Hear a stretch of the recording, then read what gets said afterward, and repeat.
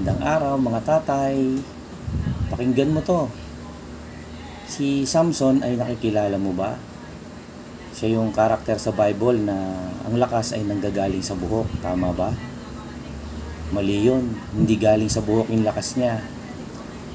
Ang lakas niya ay nanggagaling dun sa covenant niya sa Panginoon.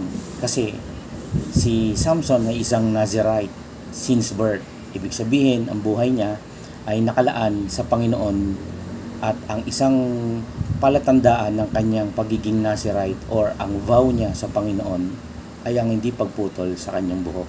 Kaya nung naputol ang buhok niya ay nanghina siya, hindi dahil nasa buhok ang lakas niya, kundi dahil naputol yung covenant niya sa Panginoon. Si Samson, habang humahaba yung buhok niya, lalo siyang humihiwalay sa sistema ng mundo. Lalo niya nakikilala yung sarili niya. Habang humahaba ang buhok niya, lalo niyang pinapaalala sa sarili niya, hindi ako normal, hindi ako pangkaraniwan. Ako ay set apart para kay Lord. Alam mo ba na ang isang tao, kapag hindi pinutol ang buhok, sa isang taon ay humahaba ng 12 centimeters. Kaya kung hindi pinutol yon nung hanggang nag-asawa siya, alam mo ba, nung 25 years old na siya, ang haba ng buhok niya ay 3 meters na ang haba. Ang taas, no? Mas mahaba pa sa isang pintuan. So mga ganun kahaba yung buhok niya nung kinasal siya. Pero alam mo ba, ang haba ng buhok ni Samson ay katulad din ng haba ng obedience mo bilang isang tatay.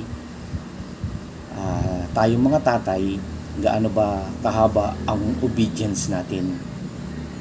Kapag may hirap, napuputol ba? Kapag may tukso, napuputol ba? Kapag may pressure, Lord, break muna ako. Ganun ba? Hindi po mga tatay. Hindi po agad napuputol ang obedience natin. Ang tunay na ama, level 1 to level 100 ang obedience.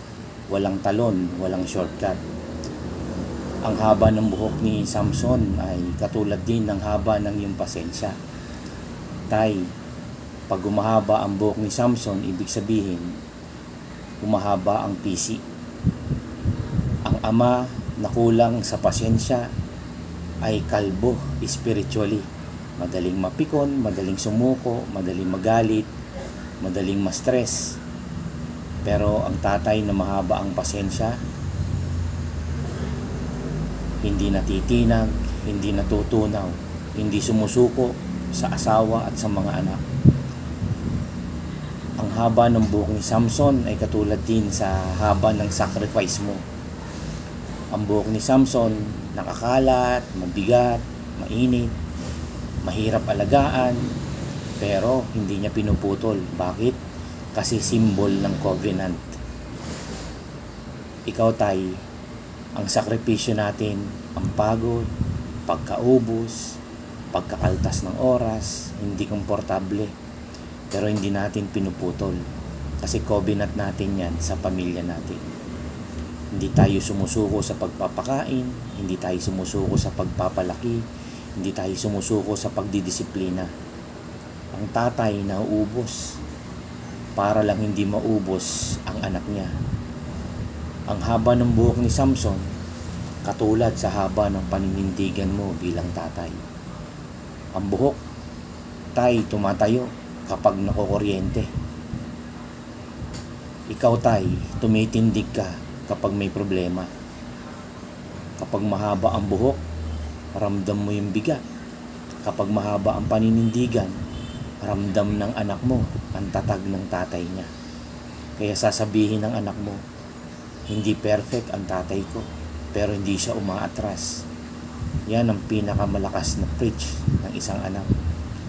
Ang haba ng buhok ni Samson, tay, katulad ng haba ng pananampalataya mo. Nakatma ng buhok ni Samson, pero hindi yung faith niya. Hindi pinutol ng Diyos. Bumalik ang buhok ni Samson, bumalik ang purpose. At kung may tatay ngayon na parang naputol ang spiritual hair, napagod, nadapa, nagkulang, tay, ito ang masasabi ko sa iyo. kahit naputol ka, pwede kang tumubo ulit. Your faith grows back. Yung pananalig mo, pananampalataya mo grows back. Your calling grows back. Kaya tay, hindi mahalaga kung gaano kakapal ang buhok sa ulo mo. Ang mahalaga, kumakapal ang pananampalataya mo. Hindi mahalaga kung nagpapagupit ka. Ang mahalaga, hindi ba napuputol ang obedience mo kay Lord. Hindi mahalaga kung napagod ka. Ang mahalaga, handa kang humaba ulit ang presensya mo sa Panginoon. Habaan mo ang buhok mo. Pero higit sa lahat, habaan mo ang pananampalataya mo. Ito po ulit si Kuya Ruel na nagpapaalala.